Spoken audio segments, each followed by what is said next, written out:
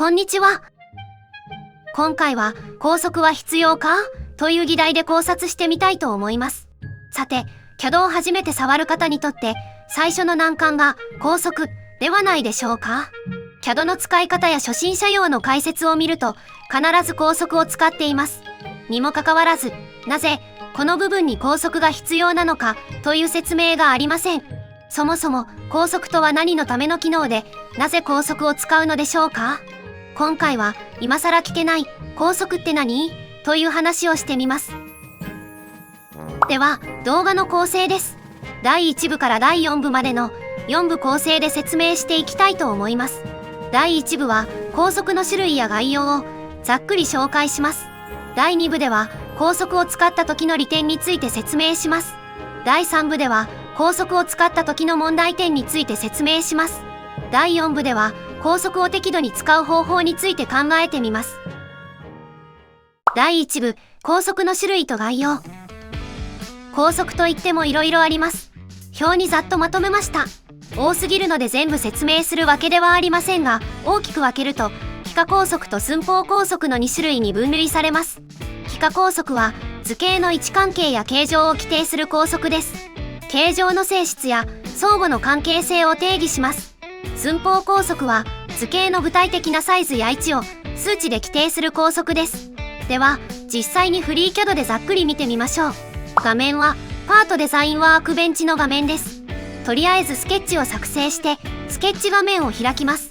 画面レイアウトは違うかもしれませんが、この辺りのアイコンは高速関連のアイコンです。まずは幾何高速をやってみましょう。幾何高速は図形の位置関係や形状を規定する高速でした。例えば平行高速は適当に描いた2本の線を平行にします。ここで平行高速のアイコンをクリックして2本の線を選択します。ちゃんと2本の線が平行になりました。次は一致高速をやってみたいと思います。一致高速は2つの点と点を一致させることができます。点と点を選択した状態で一致高速アイコンをクリックしてみましょう。こんな感じで点と点がくっつきました。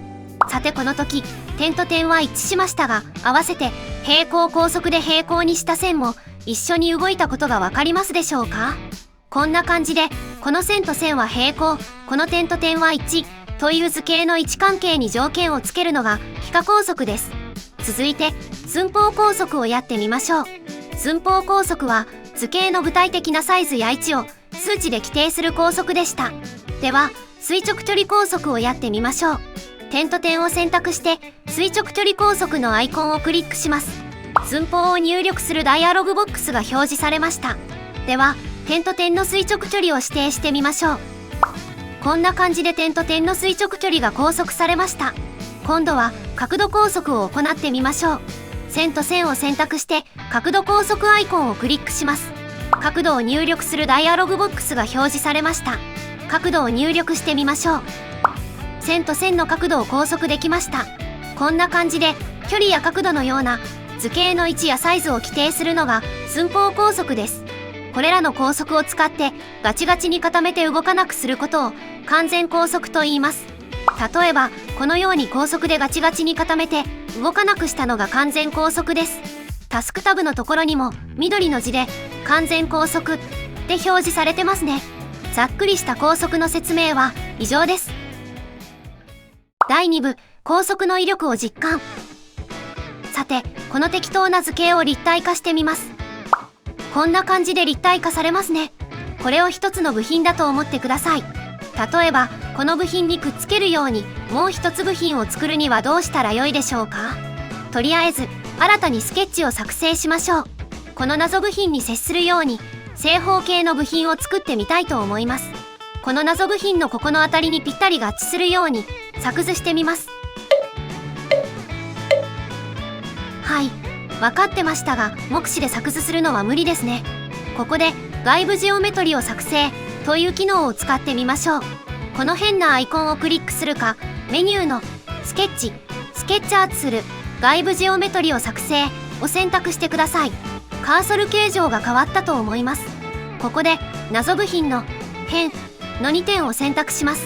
拡大して頂点をクリックします。非常に分かりづらいですが紫色の点に変わったと思います。さらに要素の欄に紫の点が追加されます。もう一つの点も同じように選択しましょう。こんな感じで辺の2つの点をストックすることができました。この点さえあれば高速を使ってぴったり合わせることができそうです。ではまず点を合わせるところからやってみましょう。2点を選択して一致高速を行います。点と点がぴったりくっつきました。もう片方も一致高速しましょう。こちらもくっつきました。ついでにもう1個離れちゃってる点をくっつけます。これで完全に点がつながりました。あとは正方形に整えていくだけですね。まず正方形なので全ての線の長さが同じですよね。ということで線の長さを等値高速で高速します。全ての線を選択して等値高速ボタンを謳歌します。これで線の長さが統一されました。続いて正方形なので辺と辺の角度が直角ですよね。この2辺の角度を垂直高速で高速してみましょう。これで正方形が完成しました。完全高速になってますね。では立体化して謎部品にぴったりくっついているか見てみましょう。いかがでしょうか。高速を使うことで目視では無理だった作図を簡単に作ることができました。ということで高速は正確な形状を簡単に作成できる便利なツールだと分かったと思います。第3部、高速の危険性を知る。さて今正方形の部分は完全高速状態です。ここで正方形の大きさを変えたいとします。はい、完全高速状態なので全く動かすことができません。つまり作図している段階で完全高速を目指してしまうと後になってから修正できなくなります。では謎部品のここの線を変更したらどうなるでしょうか。とりあえず謎部品のスケッチを開きます。ここの辺が正方形とくっついていた線です。ここの線をいじったらどうなるでしょうか。どんどん形状が崩れていきます。これはよく考えずに適当に高速を設定したのが原因です。つまり線の長さを変えた時、動いていい部分と動いてはいけない部分をしっかり判断して高速していないというダメな例です。適切な場所に適切に高速を設定しないと図形の破綻を引き起こします。ではこの状態で正方形の図形はどうなっているでしょうか。ちゃんと追従してサイズが変わってますね。逆に言うと完全高速でガチガチに固めたはずなのに勝手にサイズ変更されたことになります。つまり高速で連携している図形において意図せず勝手に変形させてしまう可能性があるということです。高速の影響で図形が破綻したり意図しない変形が起こる可能性があることが分かりましたでしょうか。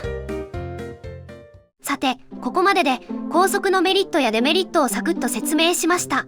どういう時に高速を使うべきか使わないべきかは設計するものによってそれぞれ違うということが分かりましたでしょうか。ここの部分の角度は確定しているから高速を設定する、ここの部分は未確定だから長さは固定しないなど考えながら高速を設定する必要があります。設計するものの特性や関連する他の形状への影響を考慮しなきゃいけないということですね。完全高速を目指すと後で修正できなくなる。中途半端に高速を設定すると形状が破綻する。高速によって意図しない形状の変形が起きる。想定していなかった場所に影響を及ぼす可能性がある。こういうデメリットを把握した上で必要最低限の場所に適用するのが最善だと思います。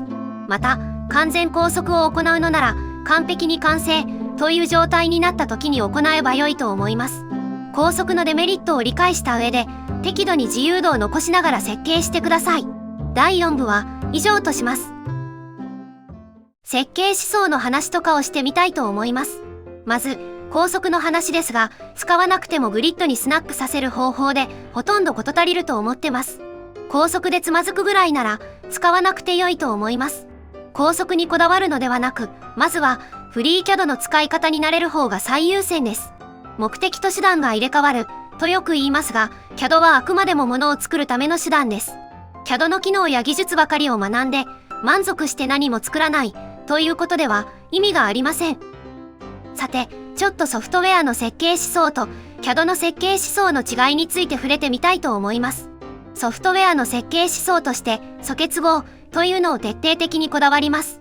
素結合というのは自分自身のモジュール内だけで完結して他のモジュールに影響を与えないように設計する思想です。これによって大規模で複雑なシステムの変更や拡張を必要最小限の範囲に留めることを可能にします。対してフリーキャドの高速は真逆の設計思想です。あるオブジェクトの変更がそれに関連する他のオブジェクトにも自動的に反映するという機能です。例えば歯車の波数を変更したとします。波数を変更すると歯車の外形が変わり他の歯車と噛み合わなくなります。それを高速でうまく噛み合うように設計しても歯車のシャフトの位置が狂ったりギアボックスに入らなくなったりします。全体設計を考えてどこまで影響が及ぶか検証が必要となります。高速という概念はオブジェクト間の密な連動性を重視した機能です。この機能により物理的な整合性を自動的に維持することを目指しています。高速という制約は必要悪として受け入れつつ素結合の考え方で制御可能な形にするのが現実的な設計アプローチだと考えます。さて、めんどくさい話になってしまいました。多分ここまで見る人はいないと思いますので、この辺で終わりたいと思います。それでは今回はこれでおしまい。ご視聴ありがとうございました。